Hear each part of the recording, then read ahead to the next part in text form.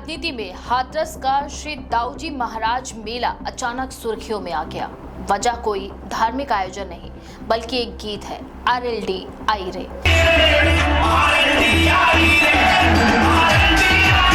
आई रे ये गीत राष्ट्रीय लोकदल यानी रालोद की पहचान बन चुका है और पार्टी के प्रचार का अहम हिस्सा भी।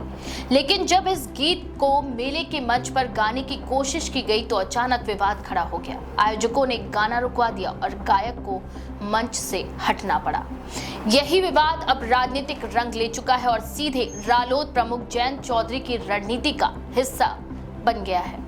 विवाद की शुरुआत दरअसल उस समय हुई जब पंजाबी सिंगर एनडी जाट ने आरएलडी आई रे गीत गाना शुरू किया। मंच पर बैठे बीजेपी सांसद अनूप प्रधान, जिला पंचायत अध्यक्ष सीमा उपाध्याय और अन्य बीजेपी पदाधिकारी अचानक असहज हो गए। बताया जाता है कि गीत सुनकर कुछ कार्यकर्ताओं ने नाराजगी भी जताई और हंगामा शुरू कर दिया। माहौल बिगड़ता देख आयोजकों ने गाना बंद करवा दिया और एनडी जाट को मंच से हटना पड़ा। उस पल मंच पर अजीब स्थिति पैदा हो गई और ये विवाद जल्द ही चर्चाओं का विषय बन बैठा। यहीं से कहानी बदलने लगी। जयंत चौधरी ने इस पूरे मामले को हल्के में नहीं लिया। उन्होंने खुद ऐलान किया कि वह हाथरस जाएंगे और इस बार उसी मंच पर आरएलडी आई रे गीत बजेगा। उन्होंने सोशल मीडिया प्लेटफॉर्म एक्स पर लिखा, चला लखनऊ से हाथरस आरएलडी आई रे। उनका ये छोटा सा संदेश कार्यकर्ताओं के लिए ऊर्जा का स्रोत बन गया। हाथरस रालोद जिला अध्यक्ष श्याम प्रधान ने बताया कि जयंत चौधरी शाम 7 बजे हाथरस पहुंचेंगे। वहां वह सबसे पहले श्री दाऊजी महाराज के दर्शन करेंगे और आशीर्वाद लेंगे। इसके बाद वह उस कार्यक्रम में शामिल होंगे जहां ये विवाद खड़ा हुआ था। खास बात यह है कि इस बार भी एनडी जाट मौजूद रहेंगे और वही गीत गाएंगे जिसे पिछली बार बंद करवा दिया गया था। इस घोषणा के बाद रालोद कार्यकर्ताओं में गजब का उत्साह है। उनके लिए ये केवल गीत का सवाल नहीं, बल्कि पार्टी की गरिमा और सम्मान का मुद्दा भी बन चुका है। उनका ये कहना है कि पिछले कार्यक्रम में उनकी आवाज दबाने की कोशिश हुई थी, लेकिन इस बार वही गीत जयंत चौधरी की मौजूदगी में बजेगा। लेकिन इस घटनाक्रम का दूसरा पहलू भी है। रालोद और बीजेपी का वर्तमान में गठबंधन है। रालोद जिला अध्यक्ष श्याम प्रधान ने भी साफ कहा है कि बीजेपी से हमारा गठबंधन है और बीजेपी नेता भी इस कार्यक्रम में शामिल होंगे। यानी एक तरफ रालोद अपनी गीत बजाकर अपनी पहचान को स्थापित करना चाहता है, वहीं दूसरी तरफ बीजेपी को भी इस स्थिति का सामना करना पड़ेगा। स्थानीय राजनीति में ये मामला गठबंधन की जटिलताओं को उजागर करता है। एक तरफ बीजेपी कार्यकर्ता इस गीत से असहज है, दूसरी तरफ रालोद अपनी पहचान से समझौता करने को तैयार नहीं।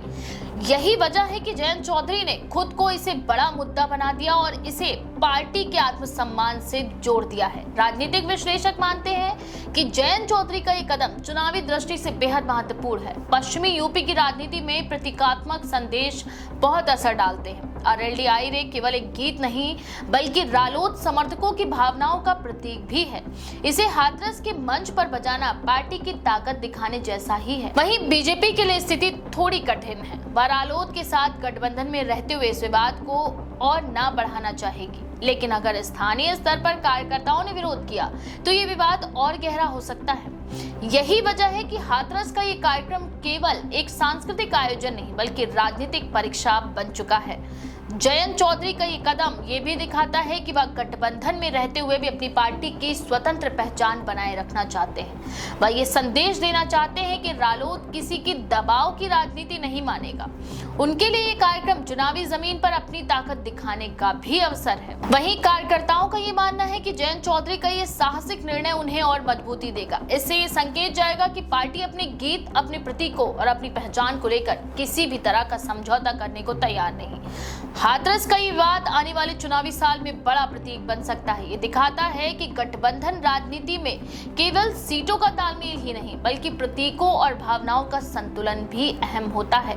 अगर जयंत चौधरी का ये कार्यक्रम सफल रहता है और आरएलडी आई रे बिना किसी रुकावट के मंच पर गूंजता है तो ये पार्टी के लिए मनोबल बढ़ाने वाली बड़ी उपलब्धि होगी। कुल मिलाकर हाथरस का ये मेला अब राजनीति का अखाड़ा बन चुका है। जयंत चौधरी इस विवाद को अपने पक्ष में मोड़ने की कोशिश कर रहे हैं और उनका ऐलान इस बात का साफ संकेत है कि रालोद अब अपनी पहचान को किसी भी कीमत पर दबने नहीं देगी। तो इस बारे में आपका क्या विचार है? अपनी राय कमेंट सेक्शन में जरूर लिखें। ऐसी और भी खबरों के लिए देखते रहें द पेज 19।